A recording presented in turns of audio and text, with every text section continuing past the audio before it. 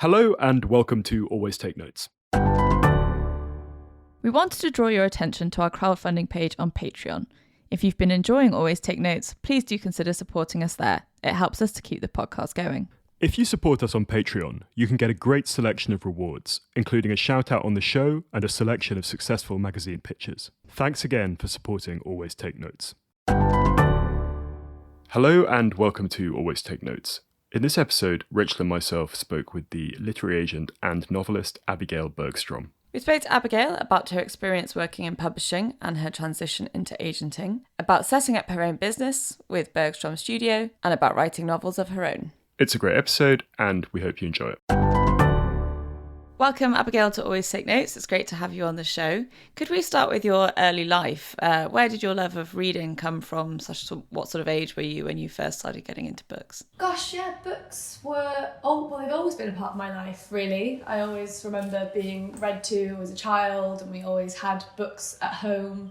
My mum always says, I'm the youngest of three, so I've got two older sisters. And so my mum always says that, I was so desperate to sort of articulate myself and be able to enter the conversation from such a young age. And I think, reading was really a way to improve on my vocabulary and express myself and find my voice in a kind of busy family household. So I've always loved books. And I was reading in the Sunday Times piece you sent us where you were talking about burnout, but you're saying that you came into publishing, you grew up in Newport, your parents were police officers, and you came into an environment which was very different to that, and you sort of had to fight your way through it. I mean, we wanted to come through the kind of specifics of how you built your career in due course, but has that been do you think, a big factor? Did feeling an outsider coming in at the start of your career? Yeah, I mean, I'm conscious to always sort of caveat that feeling in a sense, because I am a white woman, I am able-bodied, university educated, there's so much kind of privilege and opportunity that I've had in my life, and I can kind of only use the lens of my experience to have a small understanding of what it's like for other people in publishing as well, from kind of all different types of intersections and backgrounds. But certainly for me, it was the fact that I was Welsh, the fact that I was working class, it was referred to and talked about, and it was a point of difference that was acknowledged in my career from the get-go and from very, very early on. And I think as well, it was something that I experienced at university. I went to King's College London. I was in seminars with, the vast majority of people who'd been privately educated, which, as we know, is 7% of the population in the UK. And I felt like a fish out of water. Like, I very much wasn't used to or able to, I think I was spoon-fed at Comprehensive. You're spoon-fed to get the results you need to get you to that next step. But the level of education and learning is very different. And I felt so behind. I remember early weeks at university calling my parents and saying, we've made a mistake. I'm clever in the context of our small village in Wales. I'm not clever. I'm out of my depth. I'm drowning. I don't know what I'm doing here. And I had so many gaps in my knowledge, around sort of Latin, classical education. And I really struggled at the beginning. I struggled to catch up. And I did, I did get there, and I graduated with a great result, but it took a lot more work to catch up. And I guess that's sort of how I felt then again when I entered the publishing industry, just this sense of being slightly behind and not having the context that a lot of people had. I read as well that before you went into publishing, that you were considering doing a law conversion, and you'd done lots of internships and so forth. How did that career path sort of develop in tandem, and what was the sort of sliding doors moment where you decided to go for publishing? Yeah, I was internship mad. It was kind of this idea that the more experience you had, the more internships that you had under your belt, the more employable that you would be. And so I effectively had two working CVs, and one of those was much more creative with kind of PR background, journalism. I did an internship at the Telegraph, and then the other one was strictly law firms and barrister chambers and all law related. So I was really treading down both those paths for a really long time, and I was so close to doing a law degree. when I'd actually handed in my application, my parents thought that I'd still applied for law, and I haven't actually. I changed. I've applied for English now, and they were like, "What? You didn't tell us that." So it was always so close. It was hanging by a thread, and I think the thing that pushed me in the end, I went to Hong Kong. And I went and lived out there for about 6 months. And whilst I was there, I did an internship at an international law firm. And I think being in that very, very corporate environment, I just didn't fit. I didn't feel at home. I didn't feel like I could express myself. I felt like I had to kind of tone myself down, and it just didn't feel right. And my stepdad said to me, it's the environment that you're working in. It should feel right. It should feel good. It should be inspiring. And if you don't feel like that in these environments, then maybe it's just not the right place for you. And so, I came back, and I came back from Hong Kong. I was due to start my law conversion that sort of autumn, I guess. Yeah, that's September. When I got back, I was due to start it. And my parents had paid the deposit on it, so I felt terrible about that. But I just did a complete 180 and was like, no, it's not the right thing. And then tried to pursue a career in publishing. We saw that there was a particular moment when you tried on various suits and other bits of corporate apparel and decided you didn't like any of them. Was that a particular hinge point? So that was going to Hong Kong. My parents took me shopping to buy a suit, something smart to wear. I was trying all these suits on, and we were going from shop to shop to shop to shop.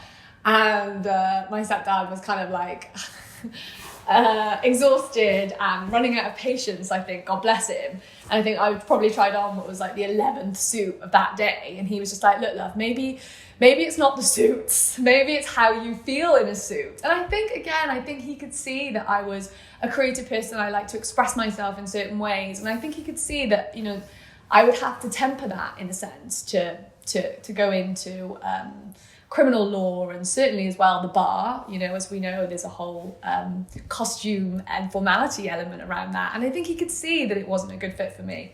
And that was a light bulb moment. It feels so kind of futile and silly, right? Like the clothes that you put on your body. But it was true. Like I didn't feel myself in this suit. And I am somebody, I love fashion, I love clothes, I love self-expression. And that was a bit of a light bulb moment of like, maybe it's not for me. So once you decided on publishing, how did you make your first steps and end up at Simon & Schuster in 2011? It was really difficult. It was really, really hard. I think you knock on so many doors and you get rejected. And I had a couple of experiences of getting down to the final 2 for editorial assistant or publicity assistant roles and not quite making it. And I was sort of sofa hopping because I just got back from Hong Kong. I didn't have anywhere to live in London, and my option was kind of get a job in London or move back to Wales. And that for me was just, that was going back, in all manners of the word. And so I really, really was desperately wanting to stay. So I kind of could see that everybody in publishing was obsessed with digital. Ebooks were reasonably new then. They were on the rise. Everybody was scared they were going to cannibalize the industry, and there was a lot of confusion. So I got a job at a digital advertising agency to pay my bills and kind of get myself back to London in a formal way. And that actually was the thing that set me apart and got me my job as a publicity assistant at Simon & Schuster. I think kind of having that knowledge of digital and being able to talk that language a bit and show that I had some experience in it. The publishing industry was looking to hire younger people who could come in with that skill set. And I was definitely part of that generation of people that started coming in and commissioning off the back of social media. It takes a long time to build contacts as an editor in publishing. Agents send you things. They're the ones that, read the slush piles and search for new talent, and they bring the writers to agents. And so there's so many editors above you. There's so many editors more experienced than you that have set out a list, a taste, have published things very successfully. To get agents to start sending to you is incredibly hard. But I think my generation of editors were able to shortcut, because actually for the first time ever, social media was telling publishers what people were interested in, what the trends were, what they wanted to read. And also people could kind of stand on their own voice box. And there were a lot of people that I don't think publishers were interested in commissioning or would have been commissioned, certainly in the very trad world of publishing. But suddenly there were these audiences there saying, no, we want to hear from this person. We're really interested in this subject. And that enabled me to approach authors and writers directly in a different way and not have to sit around and spend 2 years building relationships to get people to start sending me stuff. And you went from this first job to being a commissioning editor in 3 years. How did you kind of move up the ranks in that relatively condensed period of time? Yeah, so I started at Simon & Schuster as a publicity assistant. I was there for 6 months, and then an editorial assistant in-house, a role in-house came up. So I applied for that, and I always say to people, just get your foot in the door. Get your foot in the door, because those editorial roles are the ones that everybody wants. And if you're in and people know you, you're going to be the first to find out about them, and you're increasing your chances. So that's effectively what I did. 6 months later, I was in that editorial role. And I think 6 months later, I commissioned my first book, which was Everyday Sexism by Laura Bates, which was, a very successful book. She's incredible. I still work with Laura today. And that was kind of shortlisted as one of Waterstone's Book of the Year. And that then really enabled me to start commissioning, because I'd done so and I'd published a book that was successful, and then I was given a lot more free rein and trust. But that was unheard of, It could take 2 years, 3 years before you'd ever start commissioning. Whereas for me, it happened relatively quickly. Because as I just explained, I was able to approach and go, look, this thing is happening, and there's all these people gathered, and there's this movement, and we should approach this person. And nobody else in the team that I was working with at that time really, really got it or got what Laura was doing. And so they let me kind of do my little project, and I was lucky. They supported me, they let me run with it. And I know in a lot of other publishing houses that wouldn't have been the case. It would have been commissioned by a senior editor, and I would have got to kind of shadow on the project. So yeah, I'm really grateful to Simon & Schuster for that. We ask every guest about money, and in those early years, bearing in mind, you said you didn't have family in London that you could kind of live with and fall back on. How did you make it work? And salaries when you're an editorial assistant at publishing houses are not brilliant. Was it enough to live on? No, it wasn't enough to live on. I mean, I lived in this tiny ex-local authority flat. There was a tiny kitchen, and there was like a corridor and 2 rooms, which reminded my friend's bedroom. And we had this little foldable chair and tables, and we used to put them in the corridor.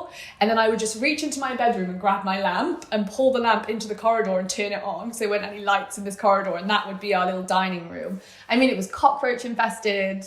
It was horrible, but it was all we could afford. And I actually my friend was working at an advertising agency at the time, but again, very junior in an art buying role. And I remember her boss used to buy us food. She would buy food and give it to her to take home, because she knew that we were struggling and we didn't have a lot of money. So it was really hard, but the context at the time was, we've got these jobs in these industries that we want to be in, and we've got this shot and this opportunity, and we're in London and we're paying for our own flat. And at the same time, those are some of the most incredible years of my life, and I had a lot of fun. I always say, London's a great place to be broke as well, because there's so much free art and so many free events, and you can access culture there in a way that just wasn't available to me and my friend in Wales. That wasn't there. That wasn't on our doorstep. So, but it was hard, yeah, for sure. Why do you think the pay is so bad? I mean, it's obviously it's a kind of character forming war story now that you can tell, but clearly that also an extremely difficult experience. I mean, is it just because there's this latent assumption that everyone will have, that everyone's middle class and that everyone has relatives they can stay with and things like that, or why is that allowed to happen? I mean, yes, I suppose there must be some of that's ingrained in the industry, of sort of having family money, or having someone to stay with, or I don't know, even having a family friend who lives in London that one could stay with. I think there's some of that assumption, and I do think publishing has been for a long time now really, really looking at itself. I mean, you will be criticised and it's frowned upon. I don't think anybody would have the gall or audacity to put out an unpaid internship in this day and age, because you're completely cutting out so many amazing people. But people always say there's no money in publishing, and there is money in publishing, but it's often sort of more towards the top, and you do have to just work hard and get your head down to get there, and the proof has to be in your pudding. It's like you've got to make the publishers so much money before they're kind of willing to pay you the level of salary that you would want or expect. But at the same time, it's not advertising, right? It's not advertising. Those are two completely different economies in terms of industries. And the margins around books are smaller, and the amount of sales around books, and the fact that you can buy them in different formats, and the way that retailers now are pushing so much discounts. It's difficult. And there's also this kind of avalanche of content, this avalanche of books, so many books. And actually, there's a very few books that keep the lights on and pay the rent and have that international breakout success. And a lot of the rest is just throwing stuff at the wall and to see what sticks. And that's, I think, the gluttony of content and books is publishers' biggest problem. They're all doing too many and not publishing them well enough. We interviewed Alexandra Pringle a few years ago, and she said the same thing in terms of Harry Potter just lifting the entire Bloomsbury sort of portfolio, but also changing the company's fortunes entirely. Returning a bit to the chronology of your career, you became a literary agent in 2016.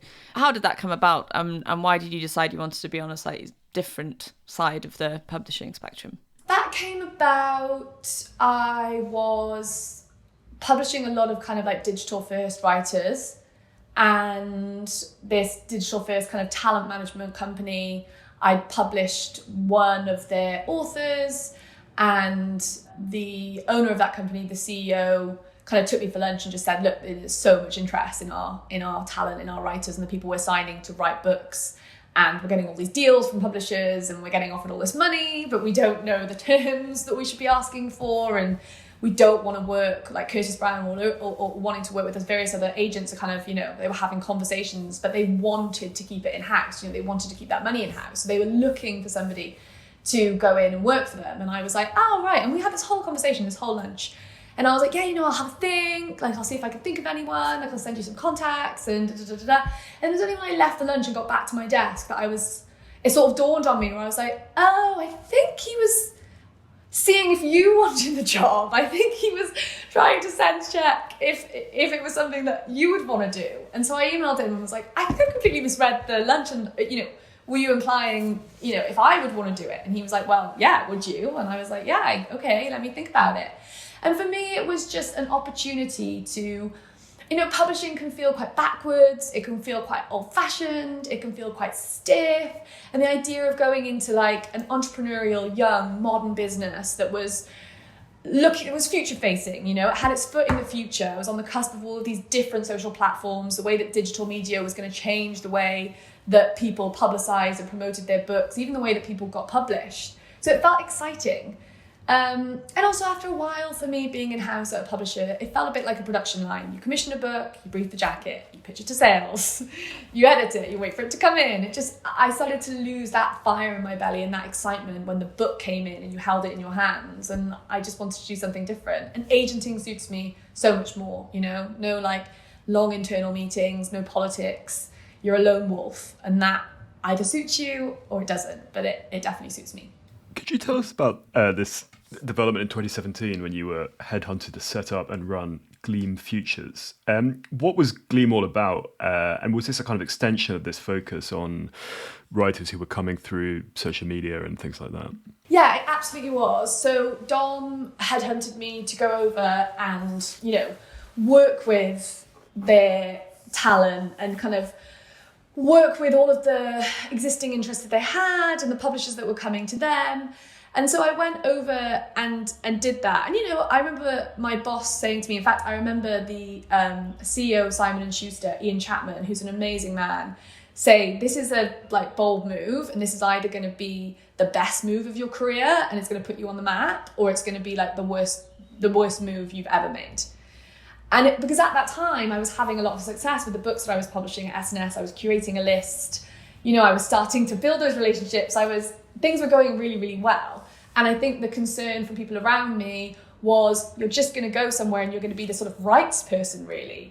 Publishers are going to come in and you're just going to be selling them this IP, and it's not creative and it's not fulfilling. Whereas I felt like there was an opportunity to set up a literary arm that specialised in digital first writers, where we could say to authors, look, I've got the publishing experience, I've worked in-house for 5 years, I've worked my way up to editorial director, but what we've also got here is a company who is in meetings with, Instagram, Facebook, Twitter every day, is on the cusp of algorithm shifts, how they're changing. We understand digital strategy, and we can offer authors that side as well. So I went in, I did the job that I was asked to for a year. And then after that, I kind of pitched this idea for this like digital first sort of literary agency that specialised in a way that I didn't see happening anywhere else. And it was a real close call. I remember it really clearly. I had the CEO, the COO, and the kind of managing director in the room with me. And I'd been told to go away and write this business plan. And I had, I literally gone home and Googled, how do you write a business plan? And I pulled it all together and I'd gone into this meeting and I pitched it in. And the managing director was really keen on the idea and she was really excited by it and really enthusiastic. But the COO was really hesitant, really reluctant, and thought that if we started representing writers that we didn't manage, that it was going to cause problems and disgruntle talent, and had various other kind of reservations. And I was just watching Dom, listen to him and take in all that information, and listen to her to take all in that information. And it was, these two advisors that he trusted, and it could have gone either way. And he just went, okay, right, do it. Go and make it happen. Like, start. And I was like, okay. And so it was just nuts. I just went and I just made it happen. But it could have so easily been a no. That was a real kind of turning point for me. And so I set up this agency, I launched it, and we had multiple kind of record-breaking, best-selling books. And I think we really set ourselves apart in the industry as offering writers something that they were really needing and wanting at the time that wasn't being offered by other literary agencies then. Can you unpack a little bit what a digital-first strategy actually looks like and how that differs from a sort of traditional offering in publishing? I think it's about working with writers who are, or at then, how many years ago was this now? 8 years ago, was it? But working with authors who are reverberating on lots of different platforms. So i.e. this idea that you can be an expert on, you can be an incredible neuroscientist, and you can have a theory and idea, and you can write this book and you can put it out into the world. But ultimately, there are neuroscientists out there that have an incredible theory and idea, and they've written a great book, but they also have a really brilliant podcast, and they also have an online column here, and they also have a social media following of 100,000 people that can be grown and tethered and developed. And which one of those is going to get the book deal? So to just have an idea to get that cut through, and I'm not saying that you need a social media following to have a book, because I'm the first person to say that isn't the case. A social media following does not make a book, and it sure as hell does not make for a successful one. It's hard, regardless of that. But the point is, there's so much noise. Again, this comes back to the glutton, this comes back to the avalanche of content. There's so much noise, there's so many voices, it's so loud. How are you going to be the one to cut through? And you being the one to cut through is operating on lots of these different platforms. And you need to be able to kind of harness those. You need to have a strategy for those and how they're all going to work together to sow the seeds and develop a strategy that's going to be saying the same thing to get your message through and to get people to buy your books and engage with you as a writer. And that can work, if done well, really successfully. Were these writers that were being picked up directly by publishers because they had a lot of prominence on social media and so forth? Were they generally writing the books themselves, or would this be a case of pairing someone with a big platform with a ghost and then going in that direction? On the Gleam titles list that I set up, which was signing digital first writers with that digital first element, absolutely not. You wouldn't be signed to the Gleam titles list unless you were writing your own book. The way that I kind of marketed and pitched and sold it was, these are incredible writers first and foremost, and you're going to receive this proposal and you should want to publish this book purely and solely off the back of the writing itself. And the fact that there's however many followers, or the fact that they've got a community around a podcast, or the fact that they've got a newsletter that has X amount of subscribers, that's a good start for a marketing campaign. It's not the marketing campaign, it's a good jumping off point. But at the time, there were a lot of agents who were doing deals solely off numbers. They were just sending, follower numbers and an outline and doing deals off the back of that, for sure. And Gleam certainly represented talent whereby, they were ghost and listed. I mean, I think these people, some of the people that Gleam represented were social media influencers. And that was the kind of differentiation between Gleam and Gleam titles. Gleam titles was you're a writer and you might have these other things. And let's be real, some of the people that I signed, they weren't huge. They might have had a following of 10,000 people, and they were talking about something very specific, and they were having a conversation with the community. And it's a really good signal. Gives a really good indication as to kind of the waves of the zeitgeist. Like, what's the next big conversation? What's the next kind of socio-political thing that we need to shift and face and excavate? So that was more the thinking and the drive there, for sure. Was there an emphasis on turning around these titles a bit faster than normal in terms of hitting that zeitgeist and capitalising on subjects that people were interested in? Sometimes, but that usually came from the author. So, there might have been a case where an author was changing a law. For example, was one author I had, and she changed a law. I mean, she's an incredible person, Gina Martin. And, the book very much wanted to come out. She wanted the book to come out in tandem to raise awareness. And so the deadline for that would have been tighter than it otherwise would have been, because we wanted it to coincide. They definitely are. I mean, the way that publishers can turn around books now, especially like reality TV, and I know there've been like Love Island and those sort of kind of people that have put books out sort of the day they leave the island or whatever, and you're like, well, how has that happened? The rate at which publishers can turn things around and move is incredible. But it depends on the project. I mean, if you're launching like a debut novel, you don't want to rush something like that out. You need long tail. There's a 9-month selling cycle. You need to be putting proofs out. You need to be visiting bookshops, having a narrative and a dialogue. So some things you can turn around quicker than others, and others it would just impact on the book really, really badly too. So it depends. It depends on the project. But yeah, for sure, I think digital, like viral conversations, digital trends, the zeitgeist has all pushed publishers to turn around books and publish quicker than they ever have before. That is undoubtedly a fact.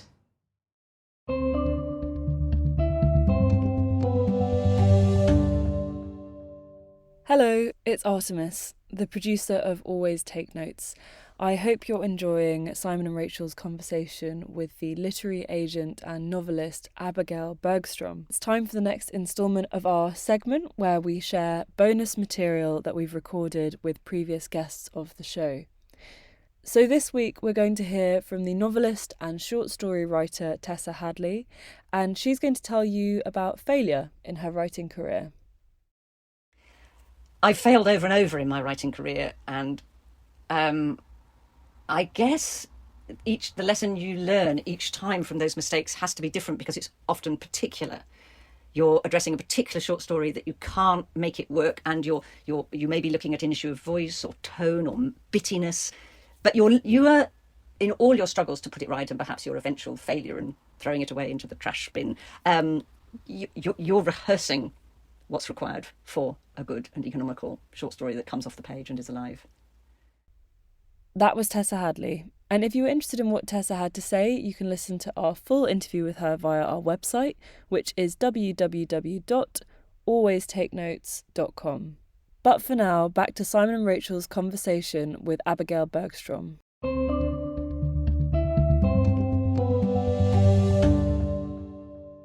You were nominated for Literary Agent of the Year in 2020. And a kind of running theme we have on the podcast is the impact of prizes and awards and nominations on people's careers. And did that make a big difference for you, or was it just a nice thing to have? I don't think so. It's a nice thing to have in your bio, isn't it? And I think when you're trying to attract new clients, but also a lot of the time you will receive a submission from an author that you want to represent, and you'll get in touch with them. But of course, the proposal's incredible, the novel's amazing, and so they've got 3 other agents that have come back to them. And then there's this kind of like, beauty contest of who's going to get them, and who has the right chemistry with them, and who's going to impress them and be the agent they want to go with. So I think for things like that, it's helpful. Like, I always list in my bio like awards that my authors have won or been shortlisted for, or things like that. But nah, not really. I don't think it's had huge impact on my career or the direction that it went in. It was just a nice thing to be nominated for. There was a quite public argument in 2021 between two of the authors in Gleam's stable, where one accused the other of copying them and obviously the other denied it. What was your perspective on it all as someone sort of working with both of them?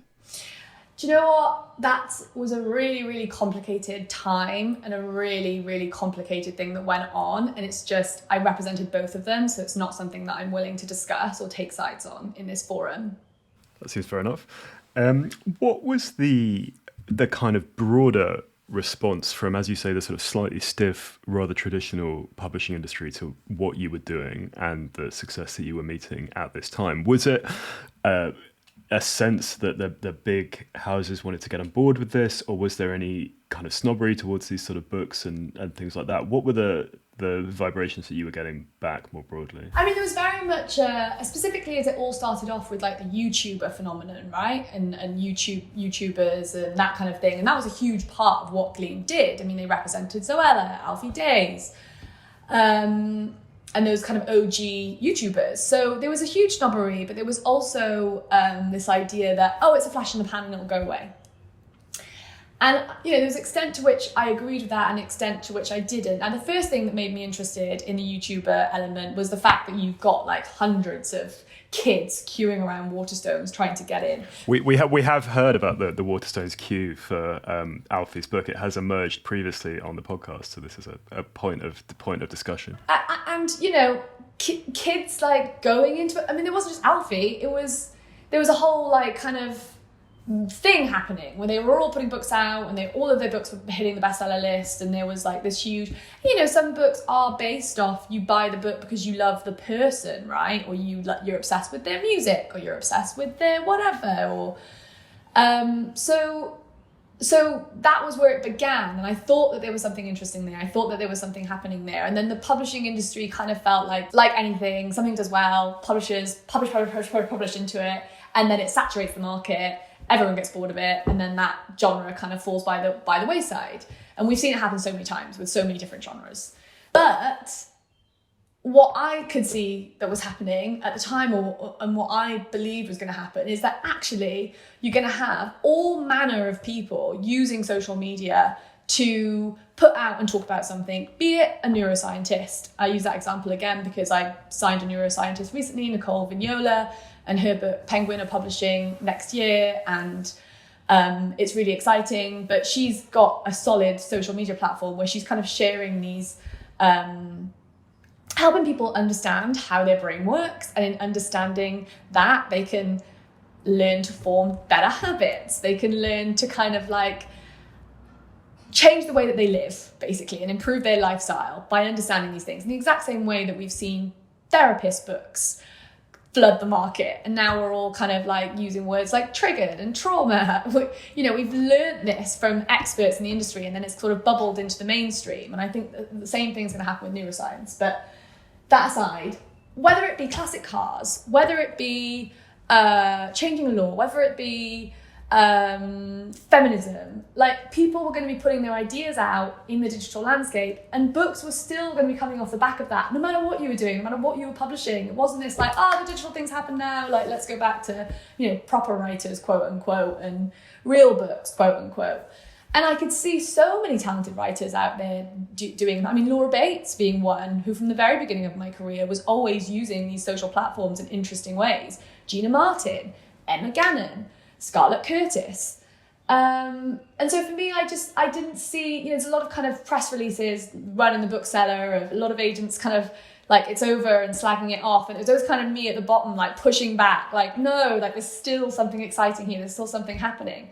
But I definitely remember going into Dom's office and saying like, look, it's over. This moment that we had, or that your business had, has been amazing. And it's been incredibly fruitful for you, but it's coming to an end, and it's time to do something different. And if publishing is something that you're serious about and that you want to do long tail, then this is what I propose. Like we set up an agency and we start signing writers and we go in this direction. And that was all kind of back to what we talked about earlier. But yeah, of course, there's always snobbery in publishing. Always. Even if you're like Marianne Keyes and you've sold, millions of copies across the world. Of course, then you've got the, the literary realms and areas that, have very specific ideas about what books should be and what a writer is. And I've always published across the spectrum. I've published literary, I've published commercial, I've done cookbooks, I've done kids books, I've done, literary debuts, I've done it all. And for me, it's not that clear cut. I don't know, I don't have snobbery and wouldn't want to work in certain areas. I kind of feel fed by it all. Yeah, that snobbery of genre is another theme that's come up quite regularly on the podcast. Obviously, this period was really exciting and challenging and interesting for you, but it's also very tiring. And you sent us a piece that you'd written about burnout before the interview. Could you tell us a little bit about that period, and then also why you wanted to share your experience with others? I mean, look, that was kind of around the time that I'd been nominated for Literary Agent of the Year at the British Book Awards. I'd had multiple bestsellers. I was signing loads of authors. The business was thriving. It was doing so well. It had been 5 years kind of pushing this rock up a hill, and it suddenly felt like the rock was starting to roll down the hill on its own and everybody was having a lovely time. But we were also in the middle of a buyout merger, and so I was tasked with, I had rather insane, numbers over my head and targets to hit, which I did meet year on year. But it was just a lot. I was doing so much and working insane hours. But also I think it bleeds more into kind of life generally, right? And the kind of having it all and maintaining a friendship group and working out and having a successful career and making time to go on a date and and it was just crazy. It was crazy. I was living in a way that was so deeply unhealthy. I was, getting up at 7 o'clock in the morning and heading into Soho to do my workout class, but I was taking a work call on my way, and I was, managing clients internationally, so there was no kind of restrictions on time limits or when anyone could talk to me. And I didn't have any boundaries in place because I loved my job. I just loved it. And I thought that it was going really well and that I was really happy. And I just wasn't listening to my body, and I wasn't aware that I was kind of existing in this adrenaline pumped place where my system was stuck in fight or flight the entire time. And there's only so long that you can live like that before your body gives up. And mine did. It literally did. One day I just couldn't get out of bed, and I couldn't water my plants, and I couldn't even take my dog downstairs to go to the toilet. I had to call my neighbour and be like, something's happening. Can you come and take the dog downstairs to go to the loo? And it scared the shit out of me. I felt like I was in this kind of 90-year-old woman's body. And I didn't feel depressed, mentally it wasn't a kind of sad that, people say, you're depressed. No, I really wasn't depressed. It was something else, and it changed my life. I had to leave work. I didn't work for half a year. I had to leave Gleam, and I would never go back after that. So it was a crazy time. It was a painful time, for sure. Could you tell us then about how Bergstrom Studios, your current venture, was kind of born out of that period, and what you aimed to do maybe differently in terms of how you ran your life and your work and the intersection between the two? So upon leaving Gleam, they were really great and really supportive when I was ill, and I was incredibly fortunate. I went on paid sick leave for 3 months, and then I went back and said, look, I can't come back. So I'll just take that 3 months as my paid leave, my 3 months leave. What do you call it? Sorry, when you have to work the 3 months. Severance. Yeah, you have to work. When you hand your notice in, right, you have to work for a certain amount of months before you can leave. And they said, no, don't be ridiculous. This job has made you ill. You can have another 3 months paid anyway, and we don't expect you to come in, and we just love you to help us hire somebody else. So that was really supportive, and what a unique position to take half a year off work and be paid. I'm so lucky that I had that. But then it was like, okay, fuck, what am I going to do? I need to pay rent, I need to earn money, and I knew I needed to come up with something fast. And I think the thing for me was I did not want to work for anyone else again. I did not want to line somebody else's pockets. I was so sick of that. I was slightly resentful of that at that time in my career. And I knew whatever I was going to do next, I was going to do it for myself. And Gleam was amazing in the sense that I had an opportunity 5 years into my career, in my mid-20s, to set up a literary agency out of nothing. They were like, here's the MacBook, off you go. And I learned that off somebody else's risk and somebody else's time and somebody else's, and I learned all the skills and I made the mistakes and I figured it out. And so I felt equipped then to go and do it for myself. And I just knew I couldn't be like, so many people, why don't you get investment? You get investment so easily. And I just didn't want a number over my head. I didn't want to have to prove anything or hit a certain level or benchmark. I just wanted to take some of the crumbs that I built for Glean. I would have taken all of my authors if I could, but sadly I couldn't. But I took who I could and go off and do my own thing. And now I work, in 3 different capacities. The whole ethos and philosophy around Bergstrom Studio is this kind of meeting place, linchpin, this community for writers. And the idea is we do representation and we work as a traditional literary agency, but we also offer consultancies and do one-to-one direct with aspiring writers, or indeed I work with a lot of really successful published authors on a consultancy basis as well. And this idea of kind of learning from each other and sharing skills, and we've got a Substack attached to it, and I really want to do kind of writing workshops and writing groups and things and build that out in the long term. But also, of course, I'm writing my own books now, and I'm developing one into a TV show. So for me, I get to sort of be editor like I was at the beginning of my career and be creative and develop IP and come up, like the ideation is what I thrive on and love. I also get to agent because I'm really fucking good at it and I love that as well. And I've had the honor of working with some of my clients for like well over a decade. And then I get to write and I'm in control and I can do all of those different things. And I don't have to just kind of be one thing. Well, that's a perfect segue onto your novel, or your debut novel, because you've got another one coming out in 2024. What a Shame is the title of the book. Where did the idea come from, and how did you fit it in alongside all those other responsibilities? I think because so much of your job as being an agent, specifically when you're working, as I was at Gleam, with in that space, like you say, where some projects are ghosted or you're working with people that maybe aren't writers first and foremost, but they have got this following and have captured an audience and people want more from them. And so that's a more heavy-handed way of agenting and developing IP. And so you just, being an agent, being an editor, it's your job to give all your ideas away, and you're constantly collaborating and sharing, and I love working in that way. I still now think that's the way that I work best in terms of creativity. But I was getting to a point where I needed something for myself. I needed somewhere to put my ideas and to just keep something back for me. And so I just started writing on a Saturday morning. There was no big dream to write a book. I would literally get up on a Saturday morning for joy. I wasn't setting the alarm and being disciplined at the beginning. I was just being creative and writing, non-fiction, essays, poetry, fiction. It was just fun. And some of those non-fiction pieces then got published, in Elle and Refinery and various other broadsheets or what have you.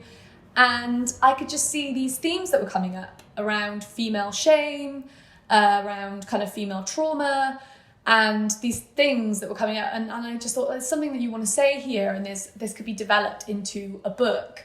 And so then I started kind of consciously knitting and cobbling it together to write a book, which is a really long-winded, terrible way to go about it. Do not recommend that. But that's how it came about for me, and so it took quite a long time. And then, of course, I did get more disciplined on my weekends with writing because I was nearing the end and I wanted to finish it. But that's kind of how it came about.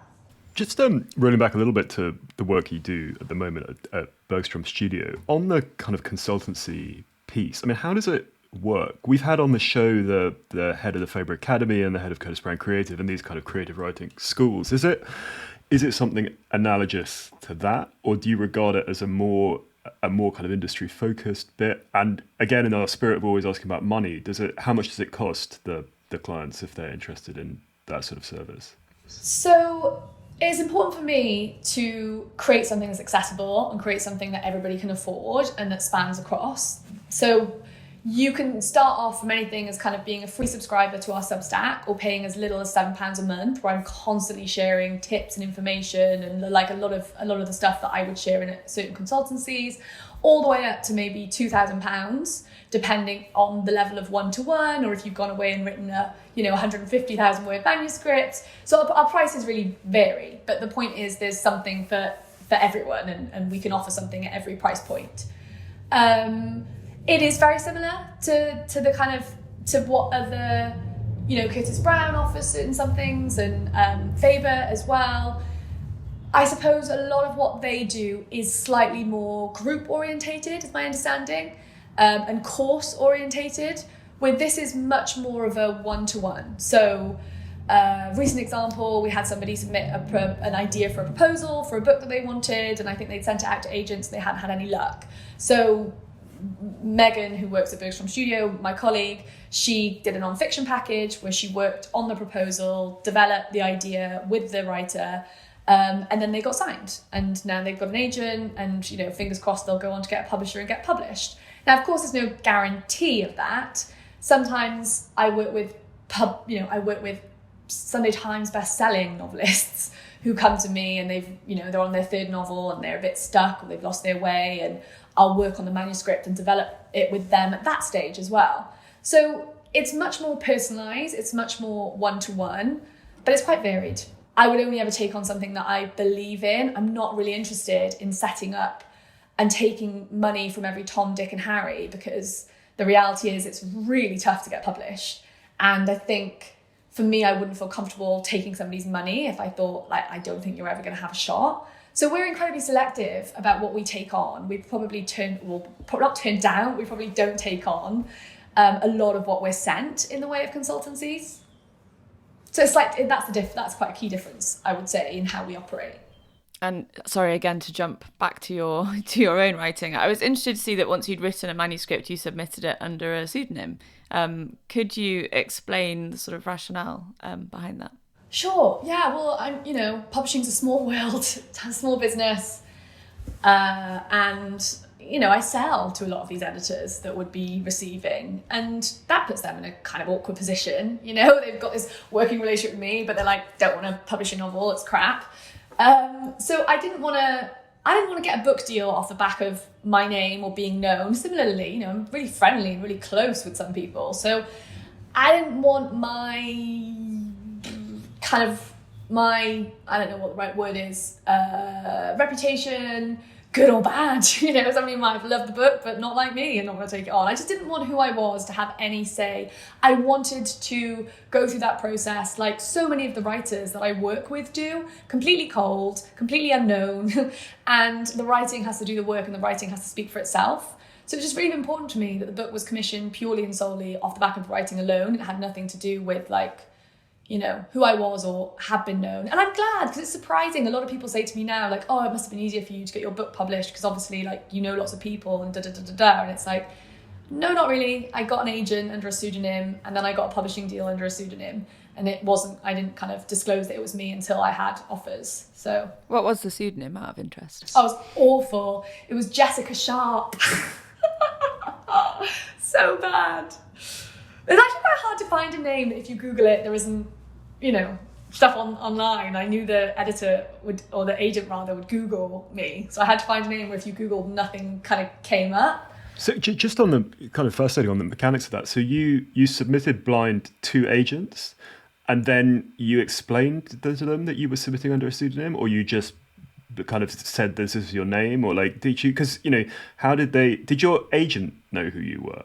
So I sent it out. I didn't hear back. I got some rejections. I gave up. Then COVID happened, and then I kind of reworked on the manuscript again. Then I sent it out again under a pseudonym. And my agent Kate emailed me at 10 o'clock at night. I think I'd submitted it at 6 o'clock or 5 o'clock or something. She emailed me at 10 o'clock at night to say, look, I'm halfway through this and I'm really loving it. I'd be really interested to have a meeting. And then I got a message from her at 2 o'clock in the morning being like, I've finished, I love this, when can we meet? And so we spoke on the phone the following day, and we talked about the book and blah, blah, blah. And she said, I'm curious, you didn't really say a lot about yourself, or what do you do? And that was a moment where I was like, I work in publishing. And she was like, right, got it. And she was like, sort of asked who I was. And I told her at that point who I was. And she was fine with it. I mean, she always says I tricked her. Like, no agent wants to agent an agent. And she's always like, it's a nightmare. I never want to agent an agent. But yeah, it wasn't a problem for her. She was fine with it. And she was happy to fulfill my wishes and send the book out under a pseudonym as well. How did you find an editor that you wanted to work with, given that you kind of had personal relationships with some of them? I think a lot of people make the mistake of wanting to have an editor that is anonymous, not a mistake, because of course, really established, really experienced editors are so because they're brilliant and they work with incredible writers. But sometimes, in my experience of working in-house, those editors, they haven't got any fire in their belly, they haven't got anything to prove, they've proven themselves, they're more kind of slow-paced movers in a good way. But I think when you're a debut writer and you're a young up-and-coming writer, I think you want that matched in an editor. You want somebody who's got like fire in their belly, that needs to prove themselves, that is hungry, that is ultimately do something brilliant if you want to get a promotion or a pay rise, or go somewhere else. And I see a lot of people make decisions on editors based on this kind of, they're a very, very senior publisher, or they've worked with, Carol Ann Duffy in the past, or what have you. I get it. But I think you can get a lot more out of someone who's earlier on in their career and hungry and scrappier. And I think I had that in mind. And so my editor, she's not as junior as I've just made her sound by any stretch of the imagination. But there was something in Lily where I could see she was hungry and scrappy, and kind of that felt like the right fit for that book. We're coming up towards the end of our time, but I wanted to ask at the end, we have a lot of listeners who are themselves aspirant writers. What would your advice be for people who are looking to get representation at the beginning of their career, and how would you suggest people go about it?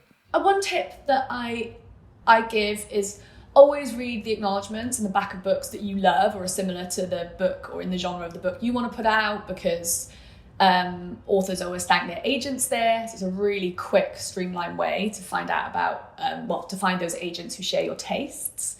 I think, when you contact agents, remember, they don't want your life story. They want to know about the product. Pitch the book and position it. What is it about? Why am I interested?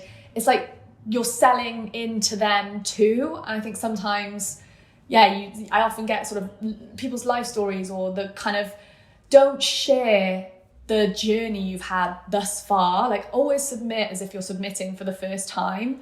And keep it short, keep it snappy, keep it pithy.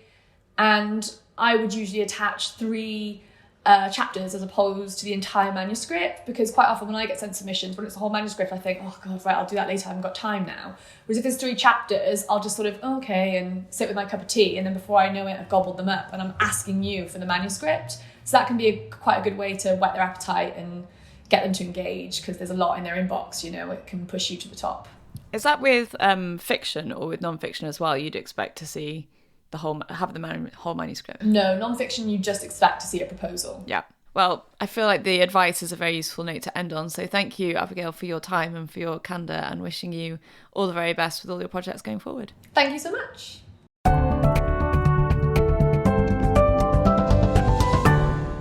That was the Always Take Notes interview with Abigail Bergstrom. She's on Twitter at Abigail Bergstrom, so without the O, and her book, What a Shame, is published by Hodder. You can find Bergstrom Studio at www.bergstromstudio.co.uk. Hello, it's us again. Simon, what was your takeaway from the interview with Abigail? I thought it was very interesting on 2 grounds. The first being another kind of behind-the-scenes look at the business of literary agenting, which I think I and you both found very interesting, but also hopefully something that our listeners will take away from. But the second being that she spoke with, I thought, a lot of candour and a lot of honesty about her experience of burnout, which is something that I think happens more widely than people want to talk about. And again, I think it's kind of credible and bold of her to be so open about that. So it was a conversation that I really enjoyed. What about you, Rachel?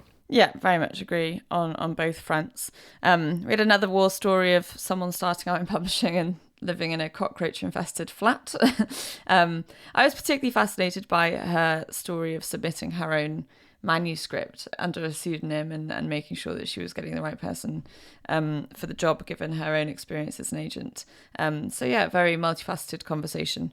What have you been up to, Simon? I have been having a little bit of time off, which is now coming to an end, and trying to sort things out in my new flat. This process of reconciliation, Rachel, that you have referred to, when one moves in with one's partner and has to work out where all the different things go. So that has been good, and working out the kind of plan for my next steps in my book and my magazine work. And then, in the spirit of talking about our cultural consumption, I have been reading a book by Ella Meyer, who is this Swiss travel writer that I'm writing about in my new book, called Croisiers et Caravanes, so Cruises and Caravans, which is a kind of memoir of hers, which I'm really enjoying. And then in TV, I have finished watching Ganglands, this very violent French show, and then continuing the sort of French theme, I'm watching the Netflix show about the Tour de France, which I'm actually really, really enjoying and finding very compelling. What about you, Rachel? That sounds very busy and very fulfilling. At work, I'm reviewing a book about an art thief, which is the sort of thing that I enjoy. And on television, I finished Ted Lasso, which I thought was a bit underwhelming in this season. But I'm also looking ahead to the double release of Barbie and Oppenheimer on July the 21st. And hopefully we'll be writing about that. So, yes. A cinematic red letter day. Are you going to try and see them? Are you going to try and watch them back to back? Well, I'll hopefully get to see advanced screenings, but we'll see. Ideally, those would be back to back for full maximum jarring potential. Yeah. Where do you stand on the pivotal question as to whether Ryan Gosling is too old for the role of Ken? I think that's ageism. I don't agree. And also his comment timing, judging it by the trailer, seems to be very good. So I think, yeah, that's harsh on poor Ryan. Excellent. Anyway, this has been Always Take Notes, hosted by me, Simon Aker. And me, Rachel Lloyd. Our producer and social media editor is Artemis Irvin. Our score is by Jessica Danheiser, and our graphic design is by James Edgar. If you'd like to follow us on social media, we're on Twitter at Take Notes Always, on Instagram at Always Take Notes. If you'd like to support us on our crowdfunding page on Patreon, we're on there under Always Take Notes.